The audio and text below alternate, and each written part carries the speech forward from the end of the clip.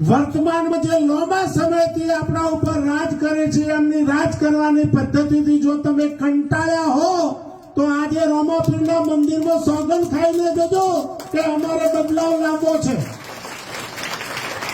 તમે ખૂબ લાંબા સમયથી આ શાસક કરતાઓને જોયા છે. મોટા મોટા ભાષણો કરવા, જુઠ્ઠા ભાષણો કરવા, બહેનોને લોભાવણી વાતો કરવી, યુવાનોને લોભાવણી વાતો કરવી અને મત લઈને ગયા પછી 5 વર્ષ તમારે માત્ર ને માત્ર રેલીઓ કાઢવાની, તમારી કોઈ વાત સંભળાય નહીં. એવા લોકો રાજ કરે છે. અને ખાસ ગેનીબેનને યાદ અપાવો, ભરતસિંહને યાદ અપાવો. નથાભાઈ તો જાણે જ છે. ગઈકાલે 2 દિવસ પહેલા મારા દાંતીવાડા તાલુકાને ને ધાનેરા તાલુકાને જે અન્યાય કર્યો છે આ સરકારે, એનો આવતી ચૂંટણીમાં આપણે સોગંદ ખાઈને જવાબ આપવાનો છે.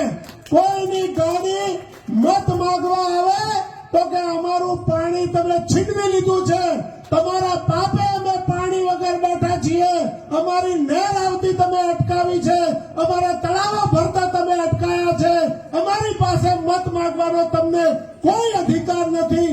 આ વાત સર્વ સમાજના લોકો ગોઠવાળી લે. પક્ષ પાર્ટીને ભૂલી જજો. કઈ પાર્ટી, કયો રાજ અને કોની સત્તા. ધર્મના નામે વોટ માંગવા આવવા વાળા લોકોને કહેજો. મને મળ્યો તો એક પત્રકાર, ગઈકાલે હું રાહુલજીની રેલીમાં હતો, તો કે આ વખતે તો રામના નામે વોટ મળી જશે. મેં એમને 4 સવાલ કર્યા અને 4 સવાલ પછી એને કીધું કે રાજગોર સાહેબ તમે સાચા છો. મેં કીધું રામના નામથી રોટલા મળે? તો કે ના. રામના નામે નોકરી મળે? તો કે ના. રામના નામે મોંઘવારી ઘટે? તો કે ના. તો રામ અમારા હૃદયમાં છે, રામ એ અમારા સૌના છે.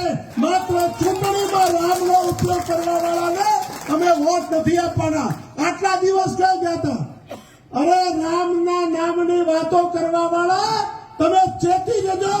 રામના મંદિરના તાળા તો રાજીવ ગાંધીએ ખોલાયા છે. રામ મંદિરનું ખાતમુહૂર્ત તો વર્ષો પહેલા રાજીવ ગાંધીએ કર્યું છે. તમે તો ચૂંટણી લક્ષી મુહૂર્ત કરવા નીકળ્યા છો. અને 4 પીઠોના 4 શંકરાચાર્યો કહે છે કે અધૂરા મંદિરમાં કોઈ દાડો પ્રાણ પ્રતિષ્ઠા ન થાય. જો શંકરાચાર્યને જે લોકો ન માનતા હોય એવા લોકોને કોઈ વોટ ના આપજો. ચૂંટણીમાં ઘણા દિવસ તમારી વચ્ચે આવવાનું થશે. આપણે બેનને સાંભળવા છે. અસ્તુ. જય ભારત.